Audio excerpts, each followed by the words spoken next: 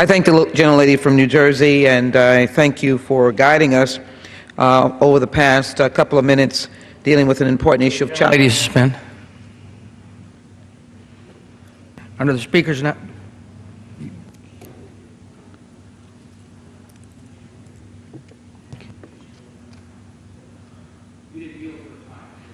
I did yield the balance of my time to the gentlelady from Texas. I did indeed.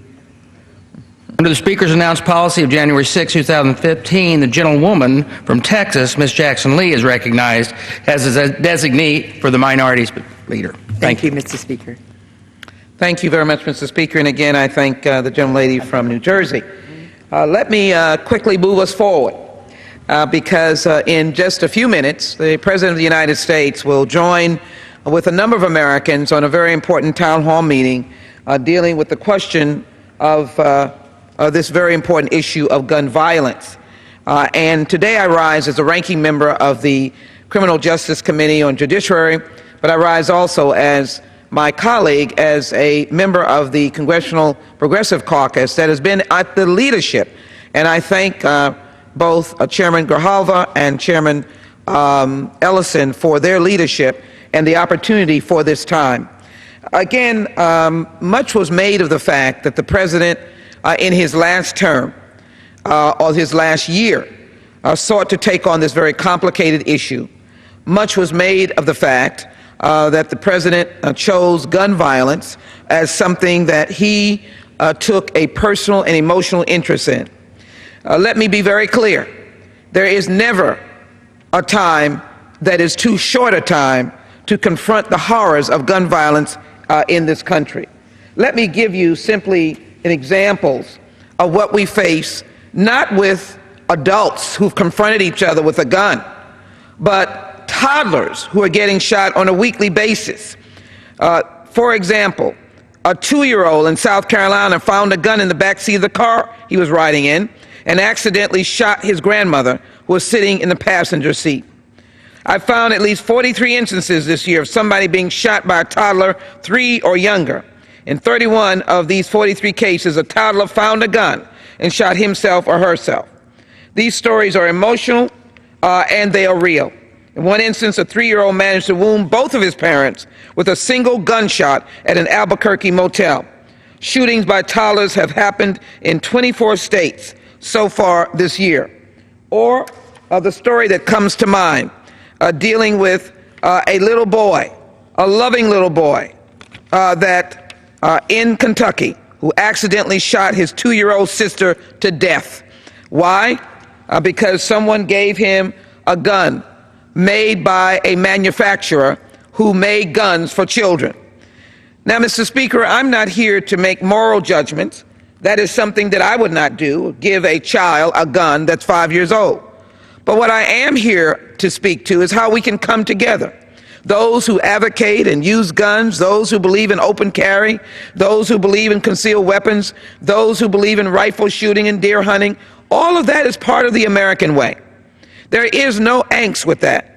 What I am saying, and what the President is saying, with a tearful, emotional plea that he made just a few days ago, is that we in America can do better.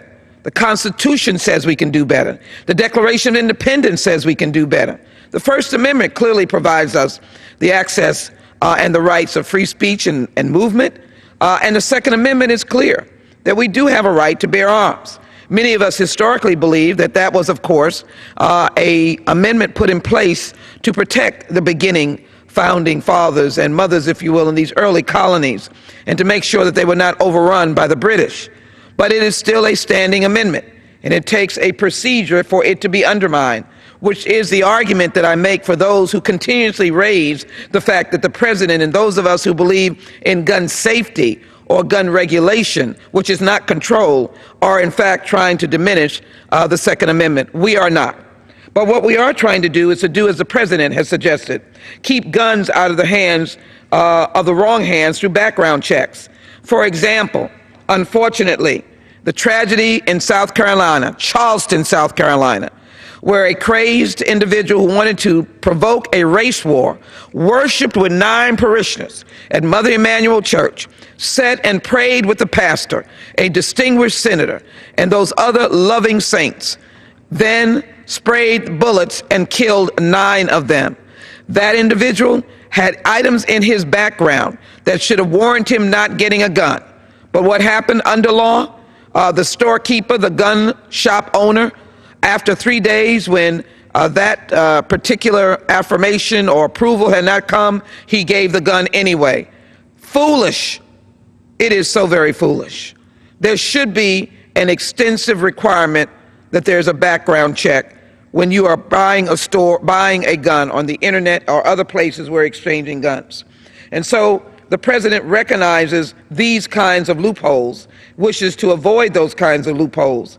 And so the ATF is making clear that it doesn't matter where you conduct business, from a store, at a gun show, or over the internet, you need, if you're in the business of selling firearms, you must get a license and conduct background checks. It baffles me why some people have said that won't make any difference. Yes, it will.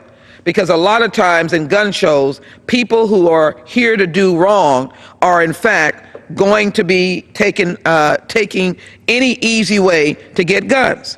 Let me cite you an example. I always hear that those cities who have rigid gun laws, it doesn't matter. This is the argument I get from my friends in the NRA. And I call them my friends because I hope one day we'll sit down at the table of engagement and collaboration, because that's what the American way. But let me give you the statistics that make sense. New York has strong gun laws. The Governor Cuomo implemented some stronger gun laws after certain tragedies occurred in his state.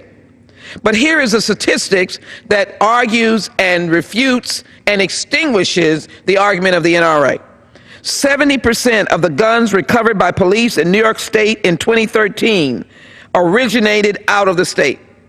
And so the gun laws in New York are working, but because of their neighbors, they're suffering. And that's why we need to have a regulated system that doesn't take people's guns away, but provides the safety and security that the American people determine. I didn't say, Mr. Speaker, that several guns, that 70% of the guns found in the hands of law-abiding citizens were from out of state. I said 70% of the guns that the New York City NYPD, that has a great deal of respect across this nation as one of the top accredited law enforcement agencies, 70% of those that they found were black market guns coming into that state from elsewhere. That's a tragedy. And I'll tell you for sure that some of those guns were used to maim and kill and to fight in gun battles in the streets, because we allow the kind of selling of guns without background checks and people going off and getting in gun sales in the back of cars. We know that that has happened. ATF is finalizing a rule to require background checks for people trying to buy some of the most dangerous weapons and other items through a trust corporation or other legal entity. Whatever we might say, I don't believe that it is relevant for us to have the AK-47s just walking up and down the street, even if you want to say, I believe in open carry. Overhauling the background check system to make it more effective and efficient. It's worth noting how many background checks are done to make this 24 hours and 7 days a week. Maybe that would have prevented, I think, the tragedy in South Carolina. Make our communities safe from guns. Call on U.S. attorneys to explain to people about gun safety. I introduced, when I was on the Houston City Council, the first gun safety ordinance in a city. That gun safety ordinance is in place today, which was to hold parents responsible for children getting guns and shooting someone. Why? Because those guns should have been secured. There is nothing unconstitutional about regulating and saving the lives of children. Introducing 200 new ATF agents, and I'm very proud that Congresswoman Robin Kelly and myself, and we invite my colleagues to join this legislation, introduce legislation that would in fact provide for 200 additional Bureau of Alcohol, Tobacco, and Firearm Explosive Agents, investigators, to enforce gun laws. The very same thing that Republicans have been talking about, H.R. 4316. I invite my colleagues to join in that legislation to make a difference in the lives of so many. Let me say that in addition, we want to make sure that we are highlighting the importance of receiving complete criminal history records and criminal dispositions. We want our states to be collaborative. Send to us the accurate records of those who perpetrated a crime in your community. That is making this particular background check more effective. We're going to do the heavy lifting. 24 hours, 7 days a week, better technology. Make our communities safe, as I said, teach about gun safety, increase mental health treatment and reporting, $500 million. The president needs our collaboration. And I'm very glad that we have also introduced with Congresswoman Bass the authority to authorize funding to increase access to mental health care treatment to reduce gun violence. In the aftermath of the president's speech, I heard all of this talk about we should be getting involved in gun violence. We should be talking about gun violence. I heard one presidential candidate saying that we should be looking for the criminally ill. Well, what do you think this is? The president is asking for help from ATF, and now he's asking for grants and the resources to deal with the criminally ill or those who are suffering from mental health issues and to stop them from gun violence. The very circumstance that occurred with respect to the horrificness of Sandy Hook. And as I hold up this poster board, the individual who ultimately took his life and the life of his mother, can we imagine these babies that lost their life? In fact, we understand that some of those law enforcement officers could barely stand up as they went in and looked at the carnage. Certainly that individual was known to have suffered from some forms of mental illness. There should have been intervention there. And the president is asking for resources to help us with those who are suffering from mental health issues. He wants the Social Security Administration, as indicated, to begin rulemaking process to include information in the background about beneficiaries who are in fact suffering from mental health needs. This is not an invasion of privacy. This is information. This is not knocking on the door of those who are suffering from mental health concerns. But it is helping us be more effective if that individual seeks to purchase a gun. We want to shape the future of gun safety technology. The president's directed our departments, I'm on Homeland Security, Defense, Justice, and Homeland Security, conduct or sponsor research. Guns can be more safe, so that if a child gets a gun in their hand, there's more of a detail to pulling that trigger. The little boy that shot his sister, there was one bullet left in that gun. The parents didn't know it. It was left in a corner. He picked it up. It was his toy gun. He's a child. We need to be able to be responsive, start boxing each other, and get around the circle of improvement. Keeping guns out of the wrong hands through background checks is what the president has offered. Then, of course, working with making our communities safe from gun violence, hiring 230 additional NICS examiners and other staff members to assist with processing mandatory background checks. I think I mentioned the mental health resources that I think are so very important. I would also suggest that we ensure federally that people keep their guns safe. That is very crucial, that we insist that guns are safe. Let me also indicate that Mr. Clyburn has a very important initiative. He is a representative of the tragedy of South Carolina to get rid of this 3-day and to make sure that everyone has a background check no matter what is occurring. Let me finish, Mr. Speaker, as I conclude with indicating to this country, gun-related homicides, the rate of gun-related homicides in the U.S. is far higher than that of other large and affluent countries. Are they any less strong than we are?